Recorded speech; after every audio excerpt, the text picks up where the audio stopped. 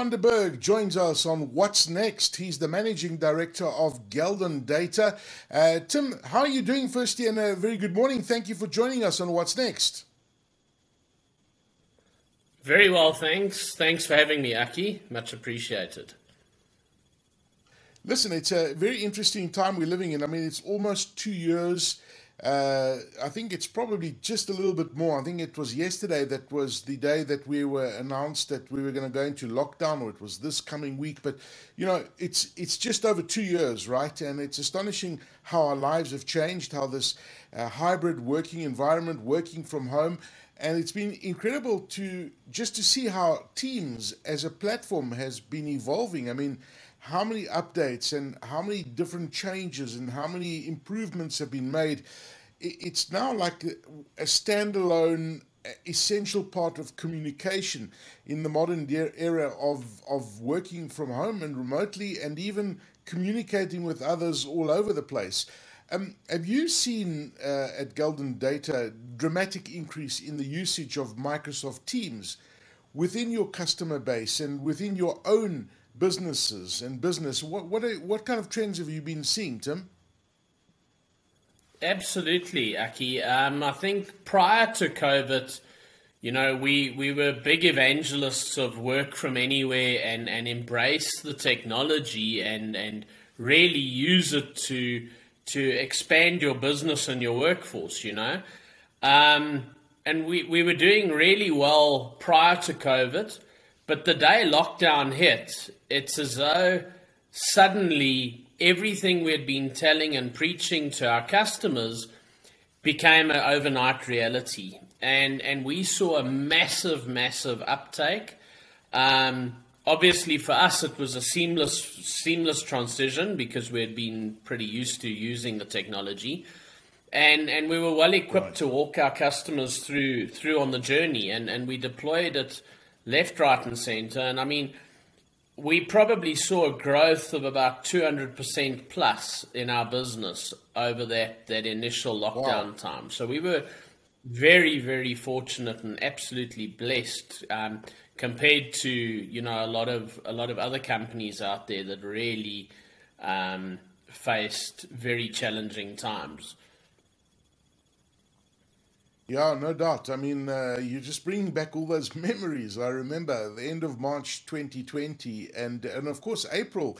It was crazy, you know, people online doing their thing, and I guess that it kind of evolved and we've adapted to it. You know, that first month of April, I think people were spending like 8-9 hours a day on you know, places like Teams and trying to work and get their work environment going. But I guess it's become a real essential part of business, you know, even post-pandemic, and a world that is going to see a very different workplace, right? And we talk about this hybrid environment. Where does one start when you're looking at deploying a solution like Microsoft Teams in one's business? How does one go about it? So absolutely, Aki. I think, you know, a lot of people prior to COVID didn't believe they could work in a hybrid fashion, and COVID really taught a lot of businesses actually how agile they could be. And yes, it's not a difficult platform to deploy and to use. Obviously, the starting point is having the right Microsoft licensing, and we focus predominantly on the enterprise space. So a lot of those customers have license agreements with Microsoft, and as long as you've got E5 or phone system licensing in place, you're good to go. And a lot of customers pay for that and they don't really consume it. So our job is to assist them turning on the technology and making them consume it and use it in their organizations and really revolutionize the way that they do business. There is a bit of an on-prem component as well in terms of gateways and session border controllers. But then we also have a fully hosted cloud offering for those businesses that just aren't geared to want their own technology deployed within the organization and want to consume it on a sort of a yearly type consumption model, we're well equipped to help them with that. Okay, fantastic. I mean, it's incredible how many people don't know about that E5 license. The Teams comes with it, and I guess that anybody can basically use Teams, right? So when we talk about the E5 license, if you've got third parties who want to connect with you outside your organization, it's just a matter of downloading it. But once you've got that E5 license, you really get to the nuts and bolts of Teams, right? Because you can do so much more once you've got the full version and the full capability of things like recording, for example, which you can't do if you just download Teams to use on its own for yourself. So you've got Teams. What next? Your organization has deployed it. What next? As you were saying, Teams can be a end-to-end communication platform for a company. So in the old days, companies had things like big PABXs with multiple things bolted on, like video conferencing systems, contact centers, all of that. And at Galdon, what we've done over the years is we've put together a bouquet of products that take Teams to that end-to-end level, where you can now literally turn off your old existing technology and use Teams as a wall-to-wall voice platform within the organization. Teams meeting rooms, big video conferencing systems, Teams call centers and omni-channel contact centers, sophisticated voice recording and analytics and AI systems, telephone management systems.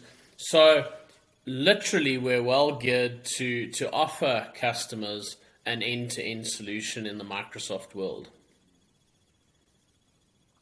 I mean, Timothy, when you talk about these technologies and you hear of the stuff that the guys at Teams are working on, like things like Translate, if you're talking to somebody with another language, I mean, the capabilities that Teams has is extraordinary, right?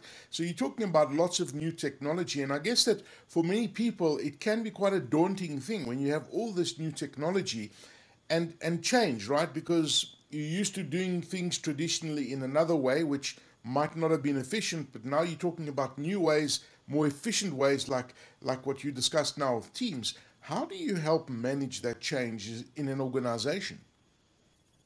So going back to Microsoft, what they do is when you buy these big license agreements, there's a lot of funding that they throw towards this. So they fund workshops, user adoption workshops, etc., and that really starts the customer off on the journey. And we handhold them all the way along. So we get them comfortable using the technology. A lot of training goes into this. It's really about adopting and change control. And you've got to understand the customer's organization and their processes and really just start them off on the journey and make them comfortable using the technology. And then they just take it to the next level. And I mean, it is absolutely phenomenal, the type of intelligence built into these things, as you were mentioning, the Translate and that. A lot of companies we deal with are international players, and language barriers are a real thing. And these type of technologies just make life so much easier for customers. And it's really the next level communications platform. Timothy, you talk about Teams replacing so many other existing technologies. You spoke about a PABX earlier and phone systems, etc. What is Teams' phone system?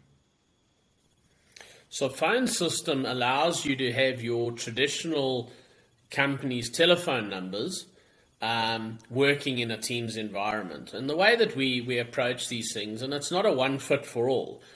Some customers may have legacy types technology in their organizations that they desperately need to hang on to for certain reasons. So we can do a hybrid model where we incorporate what they've got and we blend the Teams world into that environment. Or if they want to get rid of it and do a whole rip and replace, we can assist with that, but they retain their existing phone numbers, and to their customers, it's business as usual. It's really as simple as dialing the number that they've dialed for 20 years, and you're now using a different platform behind the scenes. So just to clarify what you said, you can blend an existing PABX environment into Teams telephony, for example, and use the best of both, I guess. Absolutely. And I mean, we can take it to the very next level above that. I mean, we deal with large financial services type clients. We deal with mining and manufacturing clients. We can have mechanics or mine guys making telephony calls off a two-way walkie-talkie radio from an old traditional environment, so we can take it to that level.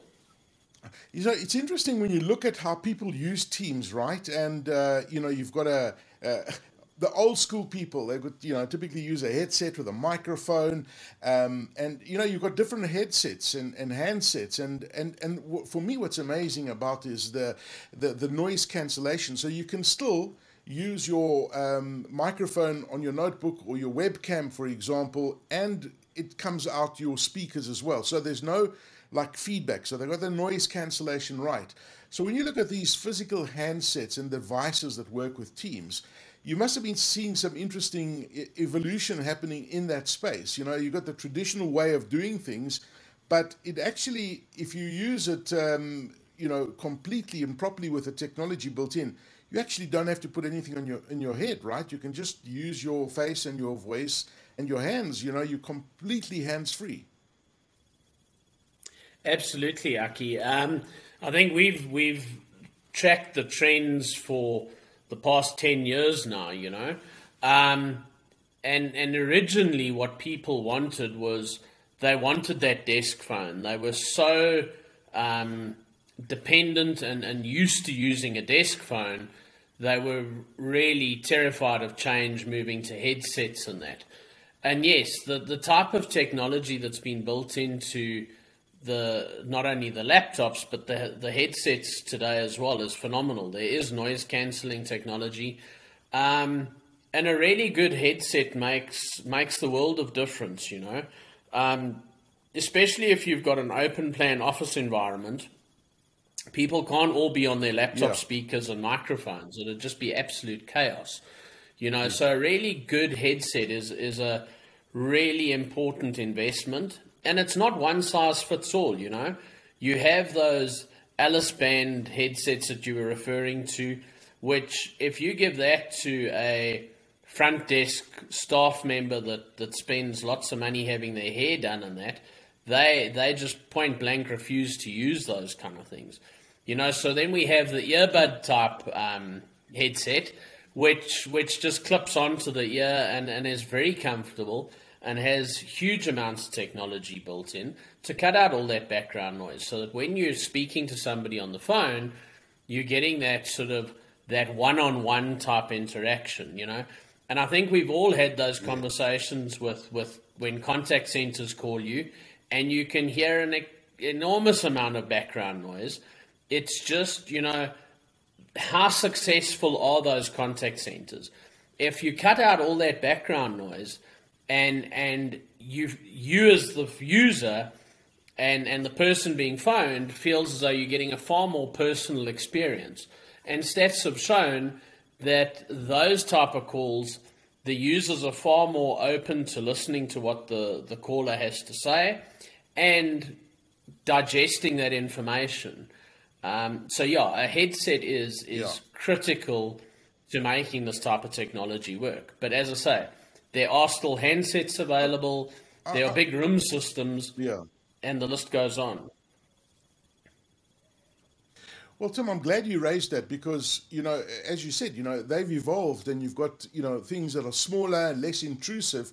But I've got to say this, and you're 100% right, is that in my experience, the people that appear on a Teams call using a headset and a good quality headset, we must say, because there's a lot of cheapies out there, but if you use a good quality headset that's got great noise cancellation, actually the sound from the microphone and what you can hear in your ears on the other side is a lot better. So there's no doubt that a very good headset, and they're quite affordable, is really adds a different element to it. There's a massive improvement in the audio quality when you use a good quality one.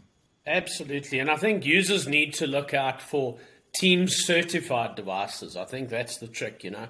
Buy something that's made and designed to work with Teams. All the manufacturers have Teams certified devices.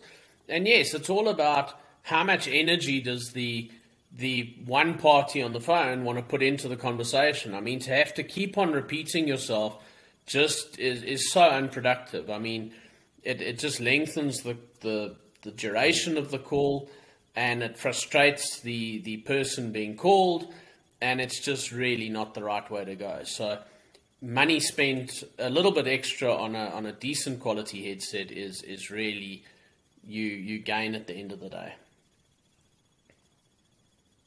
Fascinating stuff. Tim van der Berg, Managing Director for Galdon Data, thank you so much for joining us on What's Next and sharing your insights. Certainly, Teams is going to evolve even further in the years to come, and it's just been incredible to see the development of the platform and how many changes have been made, but certainly this hybrid environment is here to stay. Tim, thank you so much for joining us, and enjoy the rest of your day. Thank you. Much appreciated.